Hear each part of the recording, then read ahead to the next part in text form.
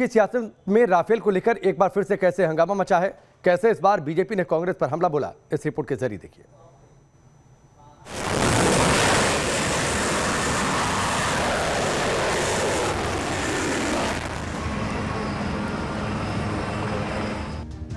France की company दसो aviation से 36 राफेल विमानों की डील को लेकर बीजेपी और कांग्रेस में 36 का आंकड़ा लगातार जारी है और आंकड़े की यह आग तब और भड़क जाती है जब इस डील से जुड़ी कोई नई रिपोर्ट सामने आती है। कोई एफआईआर नहीं करते, कोई एक्शन नहीं लेते। आप हमें बताइए आपने क्या एक्शन लिया इन सब के खिलाफ?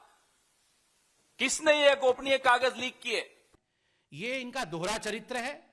इन्वेस्टिगेशन नहीं किया, इन्वेस्टिगेशन कराओ, हमारी जांच कराओ, ये चिढ़ाने की कोशिश करते हैं और जैसे ही जांच होती है और ये पकड़े जाते हैं तो बोलते हैं बदले की राजनीति, बदले की राजनीति। इस वक्त भारत के पास 26 राफेल विमान हैं जो किसी भी वक्त युद्ध में उतारे जा सकते हैं, लेकिन असली जंग से पहले राफेल राजनीतिक जंग के मैदान में खड़ा है।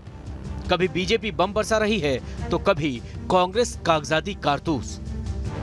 घोटाला कमीशन का घोटाला, HDW सबमरीन घोटाला कमीशन का घोटाला, VVIP ऑगुस्टा वेस्टलैंड कमीशन का घोटाला। क्या यही कारण है कि सीबीआई और ईडी ने 11 अक्टूबर 2018 से आज तक राफेल सौदे में भ्रष्टाचार की जांच से कन्नी काटी, आज तक इनकार करते रहे? राफेल डील को लेकर लगातार कांग्रेस के सवालों का सामना करने वाली बीजेपी के हाथ वो दस्तावेज लगे हैं जिसके आधार पर बीजेपी ने इंडियन नेशनल कांग्रेस पार्टी को आई नीड कमीशन पार्टी बोल दिया। आईएनसी का अर्थ इंडियन नेशनल कांग्रेस नहीं है। आईएनसी का अर्थ है I need commission. I need commission, बिना कमीशन के ये कुछ नहीं करते हैं। I need commission.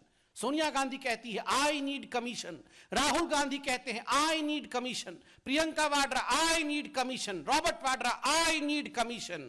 ये आईएनसी मतलब आई नीड कमीशन। दरअसल राफेल डील से जुड़े एक आर्टिकल ने सियासी जंग में बीजेपी को एक नया हथियार थमा दिया है। फ्रेंच पोर्टल ने राफेल इन्वेस्टिगेशन पर अपने नए आर्टिकल में कमीशन खोरी का जिक्र किया। इस आर्टिकल में दावा किया गया है कि राफेल डील के लिए यूपीए के कार्यकाल में कमीशन खोरी हुई, जिसका बड़ा हिस्सा कांग्रेस के कमीशन खाते में गया। आर्टिकल में जो दावा किया गया है उसके मुताबिक उनके पास दसो एविएशन की तरफ से राफेल लड़ाकू विमान की डील के लिए रिश्वत देने के सबूत हैं। ये भी दावा है कि 7.5 मिलियन यूरोज यानी 65 करोड़ रुपए की रिश्वत बिचौलिए सुषेन गुप्ता को दी गई थी। पोर्टल की रिपोर्ट के मुताबिक ये भुगतान 2007 से 2012 के बीच हुए थे, जब देश में यूपीए की सरकार थी। आप सोच के देखिए, 65 करोड़ से अधिक रुपए लेने के पश्चात भी ये जो नेगोशिएशंस हो रहे थे, ये नेगोशिएशन फुलफिल नहीं हो पाए क्योंकि इतने में परिवार संतुष्ट नहीं थी और चाहिए।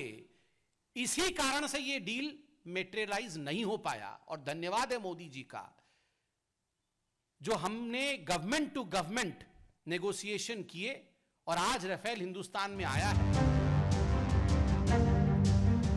फ्रेंच मीडिया पोर्टल की रिपोर्ट में यह भी लिखा है कि सीबीआई और ईडी के पास अक्टूबर 2018 से ही डील में रिश्वत के सबूत हैं, लेकिन उन्होंने केस आगे नहीं बढ़ाया और इसी बात को पकड़कर कांग्रेस अब खुद का बचाव करते हुए बीजेपी पर पलटवार कर रही है। यह राष्ट्रीय सुरक्षा को खतरे में डालना, राष्ट्रद्रोह और आधिकारिक गोपनीयता के अधिनियम का घोर उल्लंघन है, उससे कम कुछ भी नहीं है।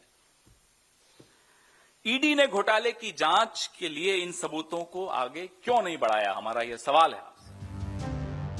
इस पूरी डील में सुषेन गुप्ता नाम के एक बिचौलिए का जिक्र है। सुषेन मोहन गुप्ता डिफेंस डील कराने वाला एक बिचौलिया है। पोर्टल के मुताबिक राफेल डील भी सुषेन ने ही कराई थी। ये अगस्ता वेस्टलैंड डील में भी गिरफ्तार हो चुका है। सुषेन के खिलाफ ईडी की जांच आज भी जारी है। कमीशन की रकम से सुषेन ने कई संपत्तियां बनाई हैं। कुल मिलाकर राफेल डील पर उठे सवालों के बीच अब सुषेन गुप्ता के नाम पर हंगामा मचा हुआ है। यही वजह है कि आज कांग्रेस अध्यक्ष सोनिया गांधी ने अपने नेताओं की मीटिंग बुलाई है, जिसके बाद कांग्रेस के कई दिग्गज इस मुद्दे पर बीजेपी को घेरने की कोशिश करेंगे। लेकिन सवाल यह है कि यूपीए के कार्यकाल में जिस कमीशन खोरी के आरोप लग रहे हैं, क्या कांग्रेस के पास इनके जवाब हैं? क्या सिर्फ किसी पोर्टल की रिपोर्ट के आधार पर ही लगाए गए आरोप सिद्ध हो जाते हैं? क्या सच में सरकार के पास इस कमीशन से जुड़े सबूत थे? अगर थे तो फिर जांच क्यों नहीं हुई? ये वो सवाल हैं जिनके जवाब हर हिंदुस्तानी जानना चाहता है। Team news nation.